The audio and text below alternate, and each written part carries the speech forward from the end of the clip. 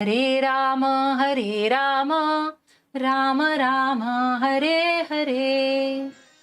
Hare Krishna, and a warm welcome to all of you for this session, a special session on meditations on Ram Navami. And today we would be discussing about 10 reasons why do I love Lord Rama. So yes, Lord Ramachandra, he is the most famous incarnation of the Supreme Lord. And I don't know if you all remember the time when it was somewhere in 1990s when Ramanand Sagar released his serial Ramayana. And that time, the whole country would be in voluntary lockdown, glued to their television sets on every Sunday morning from 9 a.m. to 10 a.m. Anything and everything at that time would be seen as a disturbance. People would actually offer aarti to the TV sets. So it was such a phenomena when that Ramayana was hosted, and every week we would hear some news.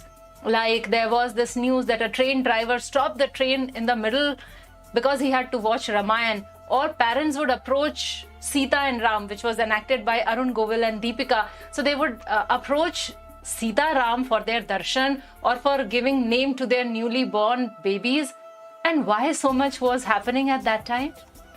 Because we love Rama. We all Indians, we somehow, for some reasons, we actually love Lord Ramachandra. There have been so many anti-religious teachings by Britishers and Mughals and others, and yet our heart is completely sold to Lord Ramachandra. Lord Ramachandra, the name itself means that one who gives pleasure. So he gives pleasures to Ayodhya Vasi, he gives pleasure to his parents, he gives pleasure to his brothers, he gives pleasure to his wife, he gives pleasure to his friends, he gives pleasure to his servant, he gives pleasure to his devotees, and he gives pleasure to ordinary people like you and me. So today we have made this session specifically talking about the 10 reasons. I mean, there are so many reasons. Hari Ananta, Hari Katha Ananta. So he has unlimited, there are unlimited reasons why a person would love, or rather not love Ramchandra. But today we are choosing these 10 reasons, and we begin our session with this prayer. So I invite you all to chant with me. Lokabhiramam Ranarangadhiram Rajivanetram Raghuvamshanatham Karunyarupam Karunakarantam Shri Ramachandram Sharanam Prapadye Shri Ramachandram Sharanam Prapadye Shri Ramachandram Sharanam Prapadye. So seeking the blessings of Lord Ramachandra and all the devotees of Lord Rama, here we begin our today's small session on glories of Lord Rama. So here is the first quality, the most chivalrous warrior. Chivalrous means very, very generous. Udar, जिसे हम हिंदी में उदार बोलते हैं. He was a very chivalrous warrior. In fact, for Lord Rama, there were 3 things which was very popular, and one among those 3 things was ek baan. And that would mean that if the arrow leaves his quiver, then it would not come back without hitting the target. He exhibited great power and heroism, and he was never defeated. So actually the code of the king is that they are supposed to be powerful, and this power they were supposed to utilize for the protection of others. And that is what Lord Ramachandra would do. He was ready to kill miscreants, to punish all the miscreants at all the possible time. Like it was not that he would only sit and pass times and make resolutions, but he would be very, very careful and alert to protect his citizens. In fact, there is a description that after his marriage, when he was returning, and then there Parashuram stops him because he had broken that bow. So Parashuram stopped him, and Parashuram had a fight with him, and Parashuram was defeated. So when Parashuram was defeated, Parashuram leaves that place and he says, now there is another Rama who has come, so there is no need for me. So that is how Ramachandra was, always with bow, even when he was a small boy. So this particular incarnation, this has exhibited so much of chivalry or veer ras. so much of courage of a Kshatriya, and he is actually invincible, too powerful to be defeated by anybody. So when we go through the pages of Ramayana, the first demon, who was a she demon actually, Tadka, whom Lord Rama actually punishes. And before killing this she demon Tadka, he actually hesitates for a while, because now he was killing the first demon, and that too she was in the form of a lady. So he was hesitant, because though he was Kshatriya, yet he would be there to protect the women. So he respected women like no one else would do. So he was hesitant there, and then Vishwamitra insists, and Vishwamitra explains it how she has been causing havoc, and then with some deliberation, and then finally he kills Tadka. So from Tadka till Ravan, there are so many demons that Lord Ramchandra kills. In fact, there is this description of 14,000 demons who attack Rama, along with Khar and Dushan. So when Khar and Dushan attacked, there were 14,000 demons. And Rama was just one single person. He tells Lakshmana to go along with Sita, leave that place and just let him be alone with these demons.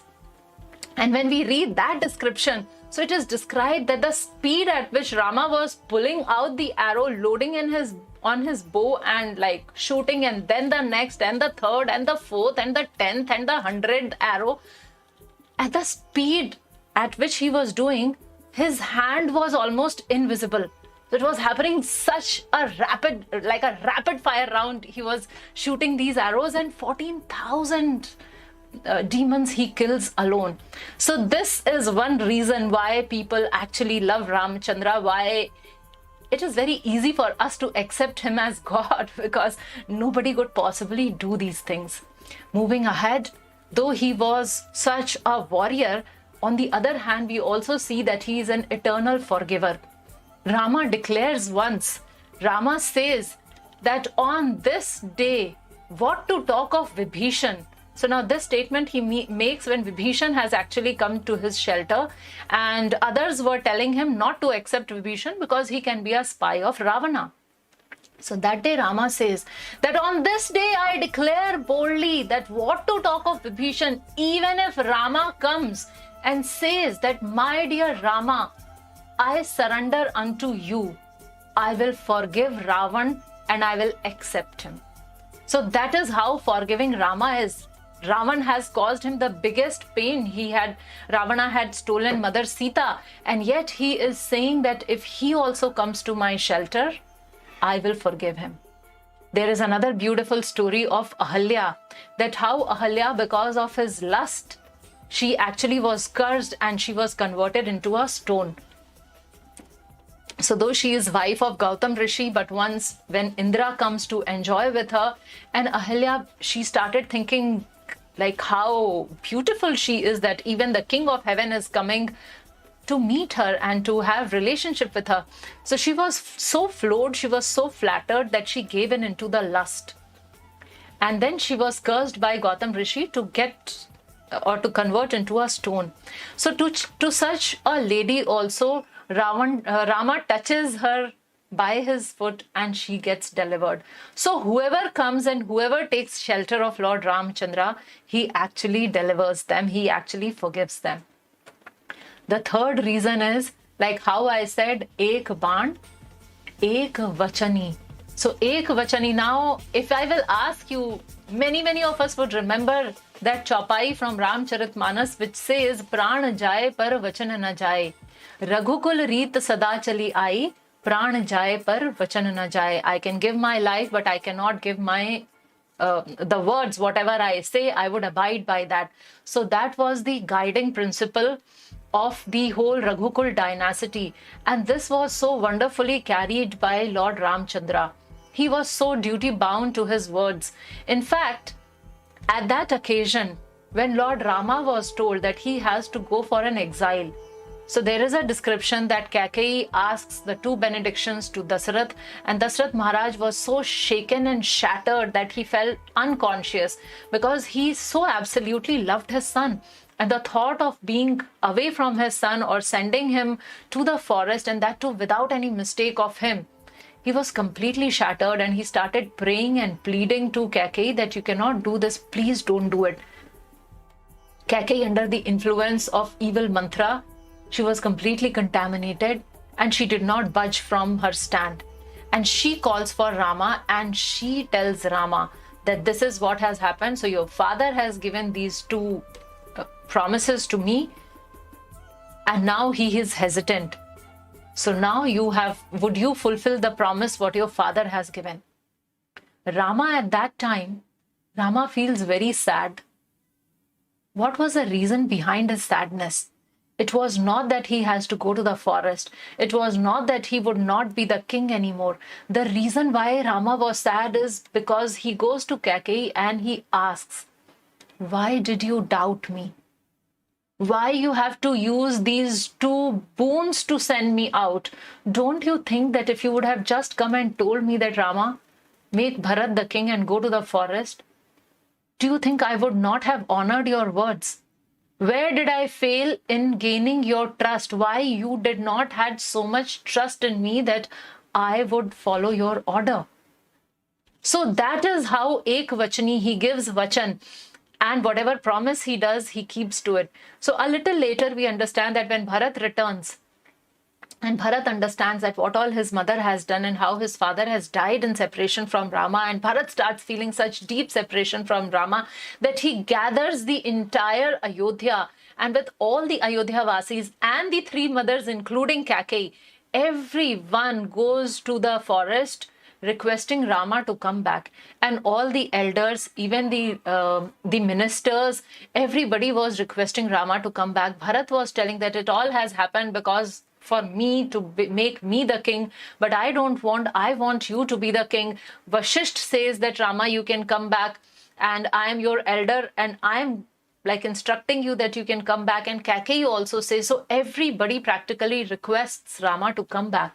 But Rama says that I have given a promise to my father and my father has died because of that promise. And how can I break that promise? So Vashisht says that I am your senior and I am telling you, so don't you think that you should follow my instruction? On that Rama replies, I'll definitely follow your instruction, but after 14 years. Because first my father and my king has given me an instruction to be in the forest for 14 years. So I'll fulfill that. And then you are my senior, you are my guru. I will come back and I will follow your instructions also. And I will accept the kingdom at that time. So that is how now nobody would have told him anything that why did you come back? And the whole Ayodhya was there calling him back. And yet because of this wonderful quality of Ek Vachani, Rama refuses to go back to Ayodhya. The next quality is Rama is the most loved one. Everyone, practically the entire Ayodhya would love Rama. Rama was so concerned. Now this love is not like just random love because he's prince or because he would be the king. No, it is because Rama was such an empathetic king. He would change his clothes and in civil, normal, regular clothes. At nights, he would go and spend time amongst the Ayodhya Vasis, discovering what are their problems, what are the issues which they are facing, and he would try all his best to correct that. So that is how the entire Ayodhya was in complete love with him. Dashrath, he loved him so much that he actually gives up his body because he could not bear the separation. Then we see how Mother Kaushalya, Sumitra, the brother Lakshman, how much he loved. So Lakshman loved him so much that he comes along with Rama to forest voluntarily. Nobody asked him to go to the forest, but he comes there voluntarily, and so does Sita. And this is very interesting that in Ramayana it is mentioned that Kaikeyi had two more names.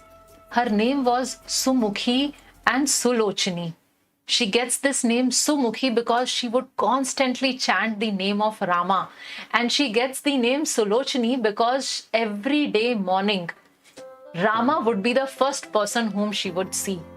So that is how she gets the name Sumukhi and Sulochini. Now that is a separate story as how because of the evil influence of mantra, everything changed. But this is how Kaikeyi also used to love. So what to talk of others, what to talk of Kaushalya and Sita, even Kaikeyi, Mother Kaikeyi also loved Rama so much. So that is what he was the object of everyone's love and attention. So he's the most loved one. Then the third thing, ek baan, ek vachani, and ek patni. So he had taken a vrata of ek patni, or he would accept not more than one wife. So he was such a devoted husband. Like even when we read that in Ramayana, that Rama had to actually send off Sita to the forest once again because one washerman started talking things about him.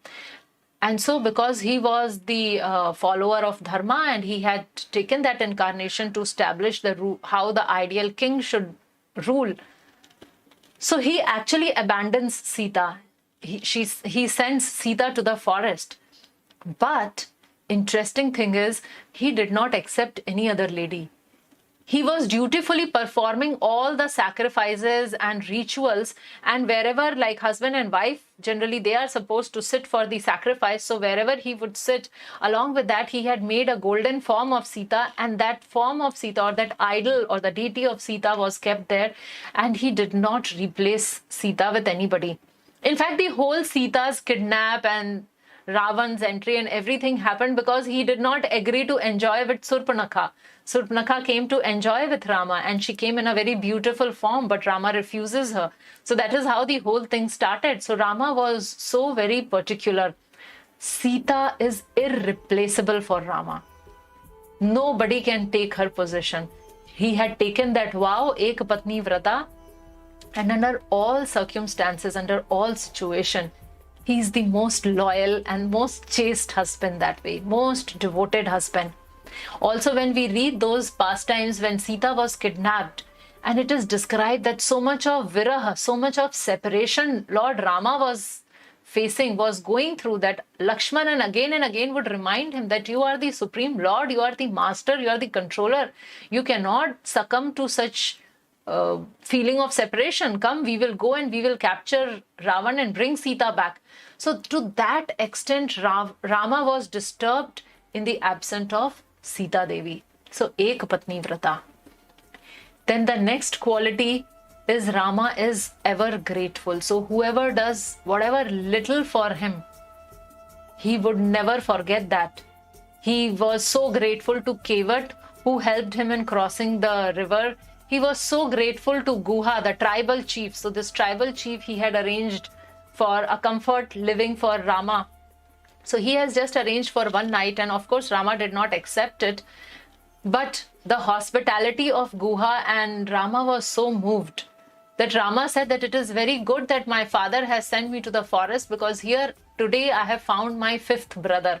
So that is how he was reciprocating with Guha. Then we all know about Jatayu, that how Jatayu gave up his life because he was trying to save Sita. So in all that effort, he had to give up his life. And Rama, how he reciprocated with Jatayu? He did something which he didn't do even for his father. He does the final rites for Jatayu. Now Jatayu is a vulture. Jatayu is a vulture bird. And for him, Rama cried, Rama wept, Rama pacified or solaced him, and then finally he did his final rites also. So that is how grateful he is. There is a mention that when they were in the forest, Lakshman actually constructs a hut for Ram and Sita to stay.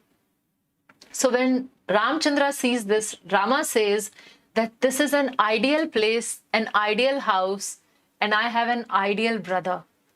And then he starts glorifying Lakshman, and he says that look at this house. These houses have such spacious room, just like the space in mind. So that represents, the house represents the mind. And when the rooms are very spacious, then it shows that, okay, so mind is also open. Then he appreciates the fact that he has constructed 3 separate rooms. One for guest room, one was the altar, and other is the private room.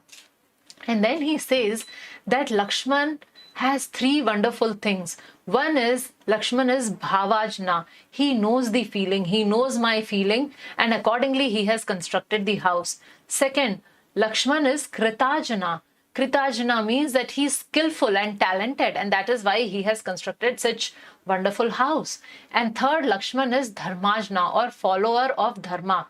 And that is why, following the Dharma, Lakshman did not construct a room for himself in that house.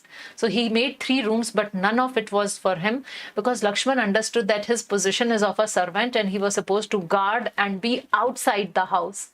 So this is how Lakshman has done. So more than Lakshman, what we are talking about here is how Rama would appreciate everything and express his gratitude. So that is how he has this attitude of gratitude. He was ever grateful. And then we know that Rama is Bhakta Vatsal. So all the incarnations of the Lord, they exhibit this wonderful quality of being Bhakta Vatsal. They are actually controlled by their devotees, or they are completely in awe of their devotees. They come to serve their devotees. So we understand this from the pastime of Shabari, that how she was actually offering her jutha berries to Rama, and Rama accepted that. Rama accepted the offering from the monkeys. Rama accepted the offering from Guha, from Jatayu, from Vibhishan. So from everyone, whoever would come and surrender, or whoever would come and love Rama, Rama's reciprocation was way beyond that. So that is how Rama is Bhakta Vatsal. He cared so much for his devotees. Then Rama, the name itself means that one who gives pleasure. Rama, the meaning is his very name means happiness or pleasure. So he is the source of unlimited pleasure. He is actually soft-spoken. He has a very sweet smile. And most of the time he is grave and composed. He does not get angry. He does not lose his temper. Like, unless agitated to the core, he does not lose his temper, and he is very well under control. So if we go through the books of other religion, they talk about God's creation and how God's creation is beautiful. But not many of them talks about how beautiful the form of the Lord itself is. So actually Ramayana and Srimad Bhagavatam, that is the speciality, that they glorify the personal form of the Lord. Not only that we see the beauty of the material world which is created by them, but we also see that how the form of the Lord itself is so very attractive. So Rama was so attractive that when he reaches this forest of Dandakaranya, so there many sages were performing austerities. And these sages, just by having darshan of Rama, they were so attracted to him that they wanted to come and they wanted to enjoy with Rama. And Rama said that, Rama gives them the benediction that next time when I come, I will come in Vrindavan and you all appear there as gopis. And as Krishna, I can accept any number of women. So I'll satisfy all of you. So this is how beautiful and attractive Rama is, and his presence itself gives pleasure to his devotees. Then Rama is the most famous incarnation. So do you know that Rama appeared 16 million years before Krishna appeared? 16 million years before. And yet, we recite the glories of Rama, we recite Ramayana, and Ramayana is such a popular book. Like, people, all of us, especially from North India, there is this version called Ramcharitmanas. It has tremendous influence, and so many people have memorized, as they have heard it so many times, people have actually memorized Ramcharitmanas. Rama worship is, in fact, even more popular than Krishna worship. So in North India, where I come from, basically, we see so many temples of Rama and Hanuman. He's a very popular god. So though he has appeared lakhs and lakhs of years ago, and yet he is very popular. His glories are very popular because the activities what he does, it's also pleasing to the heart. So that is how he is most famous one. And though he possesses so many qualities, he is complete in his detachment. He is detached from his kingdom. So when he was offered to become the king, when Dashrath calls Rama and tells him that I'm organizing the ceremony and you would be incarnated as the king tomorrow, Rama is very grave. Rama does not start enjoying ki, aha, tomorrow is my, tomorrow I'll be the king and all that. So he does not get into that mode. In fact, if we read Ramayana, Rama goes and he starts some sacrifices and he starts fasting from that point onwards. And he and Sita Devi, they perform a lot of rituals the whole night. So that is how they were preparing their consciousness to become the king and the queen. So this is how he was detached from the kingdom. And then when the next day, the tables were turned around and suddenly he was told that he has to go to the forest. Again, no reaction or no complaint or no grudges.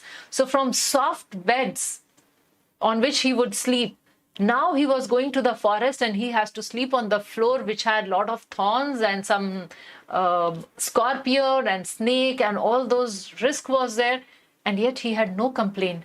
From lavish food, there in the jungle, he would get only roots and he had no complaints. From thousands of servants back in his kingdom, now he would have only one servant, Lakshman.